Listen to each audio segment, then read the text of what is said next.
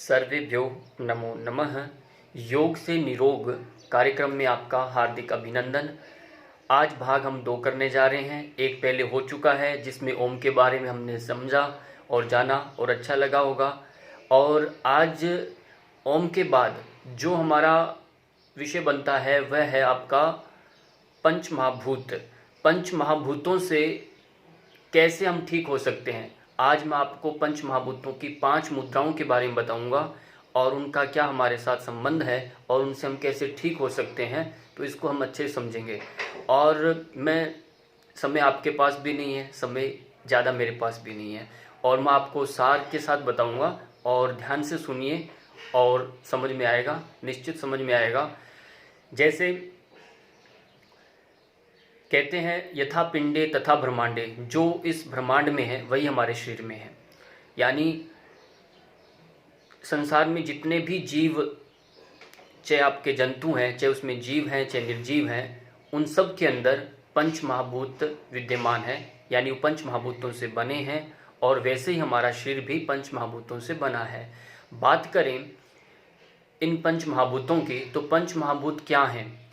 यानी इसमें कहते हैं भूसत्तायाम, एक संस्कृत की धातु है भूसत्तायाम, उसमें एक त प्रत्यय लगता है जिससे भूत शब्द बनता है।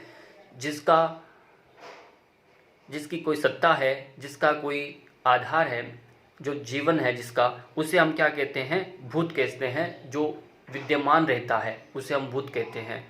और जब इनका समावेश प्राणी जगत में आप देखते हैं, यानी सबसे पहले हम पंच महाभूतों की बात करें तो आता है आकाश तत्व। आकाश तत्व है। आकाश तत्व फिर आपका उससे निकला वायु तत्व, वायु तत्व से निकला अग्नि तत्व, अग्नि से निकला जल तत्व, जल से निकला पृथ्वी तत्व। ये पंच महाभूत हैं। अब इनको रोगों से कैसे हम जोड़ते हैं, इसको आप समझना है। आपको इससे पहले थोड़ा सा मैं आयुर्वेद में बताना चाहूँगा, कि मैं यहाँ आयुर्वेद नहीं पढ़ाने वाला। फिर भी आप देखिए आयुर्वेद का जो मुख्य प्रयोजन है उसमें कहा गया है स्वास्थ्य स्वास्थ्य रक्षणम, स्वास्थ्य स्वास्थ्य रक्षणम, आतुरस्य रोग प्रशमनम च, ऐसा कहा। यानी जो स्वस्थ व्यक्ति है उनके स्वास्थ्य की रक्षा करना एक बात, एक शर्त है पहली आयुर्वेद की, कि जो व्यक्ति स्वस्थ है उनकी रक्षा करना पहला दायित्व। दूसरा दायित्व उन्होंने कहा जो आतुर हैं, यानी जो दुखी हो गए हैं, पीड़ित हैं, उनका रोग प्रशमनम च, यानी आतुरस्य रोग प्रशमनम, जो दुखी हैं उनके रोगों को हमने शांत करना है। ये 2 ही प्रयोजन मुख्य आयुर्वेद के हैं, स्वास्थ्य की रक्षा करना और जो दुखी हैं, आतुर है, उनके रोगों की रक्षा करना, यानी उनसे शमन करना है, उनको नाश करके उनको स्वस्थ बनाना है। अब बात यहाँ ये समझने की है, हमारा जो शरीर है ये पंच महाभूतों से है, और यहाँ जो पृथ्वी के ऊपर वो वनस्पतियाँ हैं वह भी पंच महाभूतों से निर्मित है। अब आयुर्वेद जो शास्त्र है वह भी उन औषधियों का जो प्रयोग करता है वह पंच महाभूतों से ही निर्मित है, वही हमारे पर वह लागू करता है जिससे हम स्वस्थ होते हैं। अब जब हमारे शरीर में ये पंच महाभूत हैं, जिनका अव्यवस्था होना यानी असंतुलन जब बनता है तो हमारे शरीर में रोग बन जाते हैं। अब इनको आप थोड़ा सा इस तरह से समझिए, आयुर्वेद में 3 तरह के दोष बताए हैं। दोष प्रधान बताया जिसमें वात दोष है, पित्त दोष है, कफ दोष है। जब आकाश और वायु इन दोनों को यदि मिलाते हैं तो बनता है वात। क्या बनता है? वात। जब आप वायु को, अब वहाँ पर आकाश और वायु इन दोनों से बना वात। अब अगला जो है आपका अग्नि और जल, इन दोनों को यदि मिला देते हैं तो बन जाता है पित्त। और लास्ट में जो तीसरा बना यानी जल और पृथ्वी, इन दोनों को मिलाने से बनता है कफ। ये 3 तरह के दोष बन गए। अब इन तीनों के अपने अपने एक प्रधान कार्य है। जैसे आकाश जो तत्व है, आकाश तत्व शब्द प्रधान है। क्या प्रधान है? ये शब्द, इसमें विशेष गुण है और शब्द प्रधान है ये। और दूसरा जब आता है आपका अग्नि तत्व, आपका वायु तत्व, वायु तत्व के अंदर आपका पहला जो गुण है जिसका आकाश वाला, वह भी गुण इसमें आएगा, यानी इसमें शब्द भी है। दूसरा गुण आ गया इसका विशेष स्वयं का जो गुण है वह है आपका स्पर्श, यानी हवा स्पर्श से अनुभव कर सकते हम, दिखाई देती नहीं है तो इसको स्पर्श से अनुभव करते हैं। और इसके साथ साथ इसमें क्या गुण आ गया आपका, पहले वाला शब्द, इस ध्वनि होती है इसकी जब वायु चलती है। तब तीसरा जब तत्व आता है उसका नाम है अग्नि। अग्नि में जो पहले वाले दो गुण हैं वह विद्यमान है, उसमें अग्नि का शब्द होता है, जलती है तब, उसका स्पर्श भी होता है, और तीसरा स्वयं का उसका गुण है वो दृश्य है, यानी उसमें रूप है उसका, वो हमें दिखाई देता है। अब आता है चौथा तत्व हमारा है वह है जल। जल में पहले वाले तीनों यानी शब्द भी हैं, उसमें आपका स्पर्श भी है, रूप भी है, और जल का स्वयं का गुण आया रस। अब पांचवा पृथ्वी तत्व है। पृथ्वी जो तत्व में चारों पहले वाले तत्व आएंगे, और दूसरा आता है पांचवा स्वयं का है वह गंध है। इसी तरह से ये पांचों तत्व अपने अपने गुण विशेष से प्रधान हुए। और यहाँ पर आपने समझ लिया वात पित्त कफ, इन तीनों को भी समझ लिए इन पांच तत्वों के अंदर। अब जिस तत्व, अब वात आपने समझा आकाश और वायु से वात बना, और अग्नि से और जल से बना पित्त बना, और लास्ट वाला जल और पृथ्वी से बना कफ बना।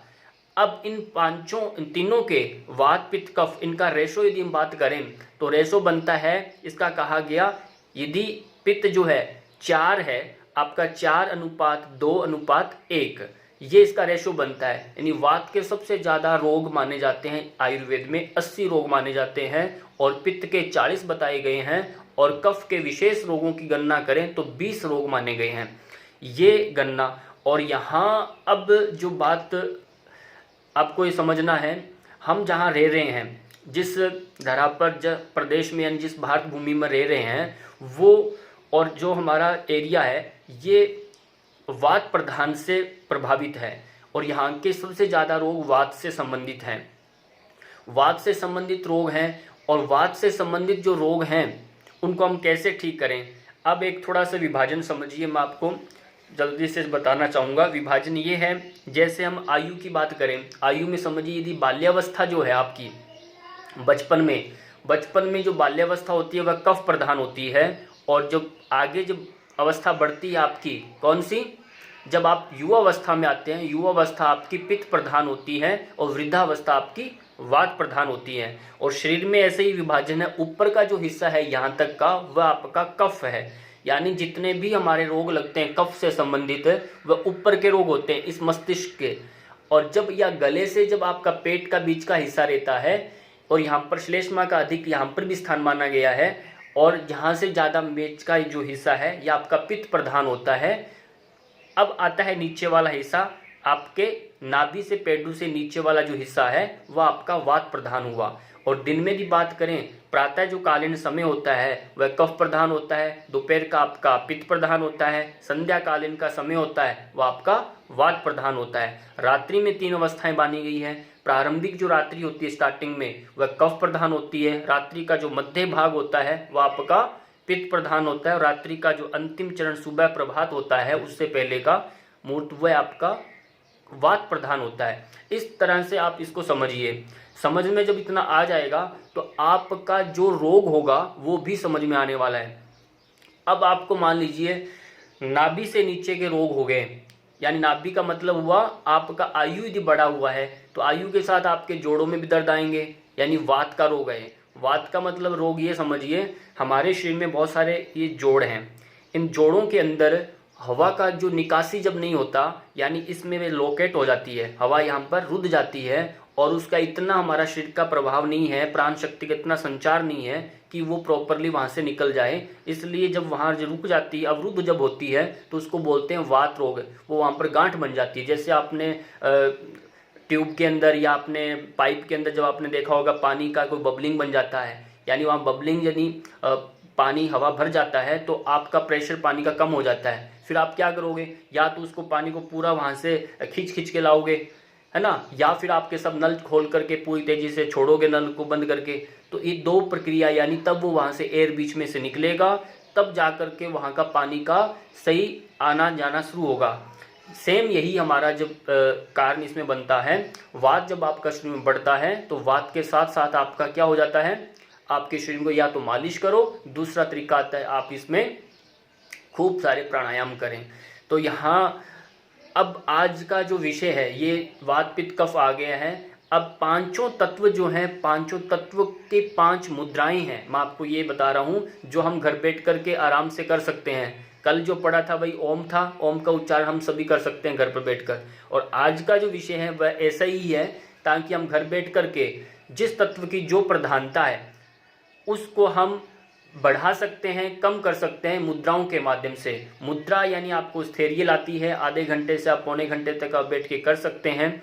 अब पहली मुद्रा जो बनती है आपकी पृथ्वी मुद्रा, जैसे आपका पहले आकाश तत्व ही लेते हैं, आकाश तत्व मुद्रा आपको लेनी है। आकाश तत्व, पहले इस हाथ को समझो, ये आपका हाथ है, हाथों में मुद्राएं एक बार पकड़ कर लीजिए। पहली जो सबसे मध्यमा जो उंगली है, ये मिडल जो फिंगर है, इसको आकाश तत्व मानना है, ये आकाश तत्व है। इसके साथ वाली जो है, आकाश से क्या निकला, मैंने बताया वायु निकली, ये वायु तत्व है। वायु से क्या निकला, अग्नि, ये अग्नि तत्व है। फिर यहीं से वापस घूम के पीछे आ जाइए, ये आपका जल तत्व है, और इसके साथ वाला पृथ्वी तत्व है। इन पांचों को इसी क्रम से याद रखना है, जिसका संबंध जब जिससे होगा वह मुद्रा बन जाती है। अब देखिए, पहले हमने आकाश तत्व है, यानी आपके अंदर सात्विकता नहीं बढ़ रही, यानी आकाश तत्व प्रधान भी होता है, तो आपके अंदर सात्विकता नहीं है, आपके अंदर आलस से भरा हुआ है बहुत ज़्यादा, और इनमें स्पेस ही नहीं है, आपके अंदर बहुत ज़्यादा मोटापा भी आया हुआ है। ठीक है, तो आप क्या करेंगे, आकाश तत्व को बढ़ाएंगे शरीर के अंदर स्फूर्ति लाने के लिए, हल्कापन लाने के लिए, क्योंकि आकाश बिल्कुल हल्का है। यदि बॉल देखें गुब्बारे के अंदर, जो बैलून में आप हवा भरते हैं, एयर भरते, हवा उड़ने लगते हैं। यानी आप चाहते हैं कि शरीर में इतने स्फूर्ति आए, हल्कापन आए, हम पहले इतना बचपन में जैसे थे वैसे ही कूद कूद के जंप करें। तो हमने क्या करना, आकाश मुद्रा का अभ्यास करना है। आकाश यानी मध्यमा बताई, मध्यमा को ये अंगुष्ठ के अग्र भाग से स्पर्श करा देना है, ऐसे कुछ नहीं करना। यह आपकी मुद्रा, आपकी बिल्कुल इन उंगलियों को सीधा रखने की कोशिश करना है, थोड़ा सा ऊर्ध्वमुखी रखना है। जब आपकी मुद्रा बनेगी तो इस भांति बनेगी, यानी थोड़ा ऊर्ध्वमुखी रखना, बिल्कुल नीचे तरफ नहीं करना डायरेक्शन में, और थोड़ा ऊर्ध्वमुखी रखना है। यह आपकी बनी आकाश मुद्रा। आकाश से संबंधित सारे जितने भी गुण होंगे वो आपके अंदर विद्यमान हो जाएंगे, ये बात समझिए। अब आता है वायु। वायु और आकाश मैंने पहले बता दिया था, आकाश और वायु से बना वात रोग, यानी जिनके भी जोड़ों में दर्द है, सर्वाइकल का प्रॉब्लम है, कमर दर्द है, चाहे पेट में गैस बन रही है, मस्तिष्क का है, चाहे आपको मिर्गी जिनको आती है, चाहे पक्षाघात जिनको हो गया है, चाहे एपिलेप्सी आ रही है, यानी जितना भी आपका हार्ट का भी प्रॉब्लम हो, आपका बीपी का क्यों प्रॉब्लम हो, उन सब को ये मुद्राएं आकाश मुद्रा करनी है, आकाश मुद्रा लगानी है, जो मैंने अभी बताई बीच वाली। अब दूसरा मुद्रा बनता है वायु मुद्रा। वायु का उंगली बीच वाला बताया, अगला वाला, इसको जब आप अंगूठे से आगे स्पर्श कराएंगे तो बिल्कुल अग्रपोर भाग को स्पर्श कराना है, बिल्कुल आगे से, पूरा दबाना नहीं है।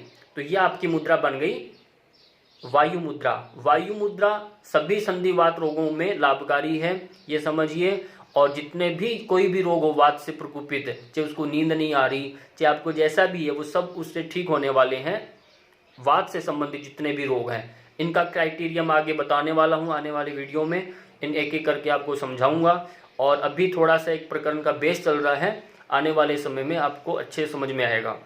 तो ये आप वात मुद्रा समझिए। अगला तीसरा जो मुद्रा बनता है, यानी जल और अग्नि, अग्नि से और जल से मुद्रा से क्या बना, पित्त प्रधान। जिनका एसिडिटी बढ़ रहा है, पित्त बढ़ रहा है, तो उनको क्या करना, यानी उनको ये सूर्य मुद्रा जो है आपकी अग्नि वाला, ये जो जल वाला है, जल से अग्नि निकला है, तो इसको बिल्कुल मूल के अंदर लगा देना, ऐसे मूल में लगा करके ऐसे इसको रोक के रखना। इसको सूर्य मुद्रा भी कहते हैं, ये आपकी अग्नि मुद्रा भी है। इससे आपका होता है क्या, अग्नि का स्वभाव क्या है कि आपको बर्न करना, यानी आपके अंदर यदि पित्त बन भी नहीं रहा, भूख नहीं लग रही, तो उसको बढ़ाएगा ये, यानी भूख को बढ़ाने वाला है ये। और शरीर में यदि मोटापा ज़्यादा है तो उसको पतलापन करने वाला है, यानी बर्न करेगा आपके अंदर, और एनर्जी को बढ़ाने वाला है। तो सूर्य का जो गुण होगा, अग्नि तत्व का जो गुण होगा, उष्णता आएगी आपके अंदर, गर्मी बढ़ने लगेगी, जिससे आपका मोटापा कम होने लगेगा और तेज बढ़ेगा, आभा मंडल पर चमक आएगी। ये आपकी हुई सूर्य मुद्रा यानी अग्नि मुद्रा आपकी। अब इसके बाद जिनको पित्त बढ़ा हुआ है तो वो इसको नहीं करेगा, वो असंतुलन से बिगड़ गया है, तो उसको क्या करना है पित्त वाले को, तो उसको वहां पर जल मुद्रा वरुण मुद्रा ही करेगा। जल मुद्रा जो मैं भी बता रहा हूं, क्योंकि हर दो तत्व से मिलकर के एक दोष बना हुआ है, तो उनमें से किसी के बढ़ने से और किसके न बढ़ने से जो रोग बना है वो ध्यान रखना आपने। अब दूसरा जो आपका आता है आकाश, आकाश का आपका बीच में हुआ आपका वायु हुआ, अग्नि हो गया। अब आपका इसके बाद आया ये जल वाला। ये जल जो मुद्रा है, जल मुद्रा को यहाँ पर आप स्पर्श कराएंगे, स्पर्श कराएंगे तो क्या बनेगा, यहाँ पर जल मुद्रा को बिल्कुल ऐसे स्पर्श कराना है, बिल्कुल जड़ों में नहीं कराना, ये बिल्कुल आगे से स्पर्श कराना है। तीनों उंगलियों को सीधा रखकर थोड़ा सा ऊर्ध्वमुखी रखेंगे ऐसे। ये आपका हुआ वरुण मुद्रा यानी जल मुद्रा। जल मुद्रा से बना आपका, जल से यानी आपका जल हमारा रक्त से संबंधित है। रक्त से संबंधित जो भी आपके शरीर में विकार हैं, चाहे आपका त्वचा से संबंधित विकार हैं, त्वचा में खुश्की आ रही है, रूखापन आया हुआ है, तो वो सब ठीक होने वाला है। आपके अंदर चाहे पित्त बहुत बढ़ गया है तो उसको शांत करेगा, मुंह में छाले हो रहे हैं, चाहे आपका खट्टी डकारें आ रही हैं, चाहे आपका पेट में अल्सर बना हुआ है, चाहे पेप्टिक अल्सर बना हुआ है, चाहे आपको बहुत ज़्यादा स्वेटिंग हो रही है, पसीना आ रहा है, तो इन सब के अंदर आपका ये ठीक करेगा। चाहे आपका लीवर का भी क्यों ना प्रॉब्लम हो, बहुत ज़्यादा गर्मी बन रही है आपका, चाहे पीलिया जो रोग होता है, तो सबका ठीक करने वाला है। नक्सीर भी आती है तो उनमें आप ये वरुण मुद्रा लगा सकते हैं, जल मुद्रा सॉरी ये आपकी लगा सकते हैं वरुण मुद्रा। अब आती है हमारी पृथ्वी मुद्रा। पृथ्वी का स्वभाव है कि भारीपन है ये, तो भारीपन यानी जो बहुत ज़्यादा पतले हैं तो मोटा हो सकते हैं, है ना, तो वो पृथ्वी का स्थैर्यता है, धीरता है, इसमें सहनशीलता आती है और ये स्मरण शक्ति को बढ़ाने वाला है। तो ये सब आप इससे धारण कर सकते हैं और ये कफ प्रकृति का है, यानी कफ को बढ़ाता है। ये पृथ्वी मुद्रा क्या बढ़ाता है, कफ को। जो जिनका कफ नहीं बढ़ा हुआ, जिनको नींद नहीं आ रही, तो ये पृथ्वी मुद्रा लगा सकते हैं, जिससे कफ बढ़ेगा। तो कफ बढ़ने से क्या होगा, नींद आएगा, आपका इमेजिनेशन बढ़ेगा, कल्पना शक्ति बढ़ेगी। इसीलिए मैंने कहा स्मरण शक्ति को बढ़ाता है, क्योंकि कफ तत्व अपने दोष को ये बढ़ाने वाला है। ऐसे ही हमारे पांचों तत्वों को आपने समझ लिया है। पंच तत्व हमारे पंच मुद्राओं के साथ अपने समायोजन किया इनको, और वात पित्त कफ के जरिए आपने इसको संबंध को समझा। वात पित्त के कफ के जितने भी आगे रोग हम करने वाले हैं, इनको क्राइटेरिया से बांटेंगे, क्योंकि हमारे जितने भी रोग हैं वो सारे वात पित्त से ही बटे हुए हैं, और इनको ही धीरे धीरे हम करते जाएंगे। जब तक आप घर पर हैं, कुछ नहीं कर पा रहे हैं, जो बड़े हैं, बुजुर्ग हैं, कुछ भी हैं, तो वो सब इन मुद्राओं के माध्यम से थोड़ा सा अपना लाभ लीजिए। तब तक थोड़ा अभ्यास बढ़ेगा और जब स्थैर्य आएगा तो आगे भी कुछ अच्छा होने वाला है। इसी के साथ आज का जो वीडियो है आपका पूर्ण हुआ, और कोई प्रश्न हो तो आप निश्चित रूप से आप पूछ सकते हैं, समय आएगा तो उनका जवाब जरूर दूंगा। और धीरे धीरे ऐसे ही अभ्यास हम आगे करते रहेंगे। इसी के साथ बहुत बहुत धन्यवाद।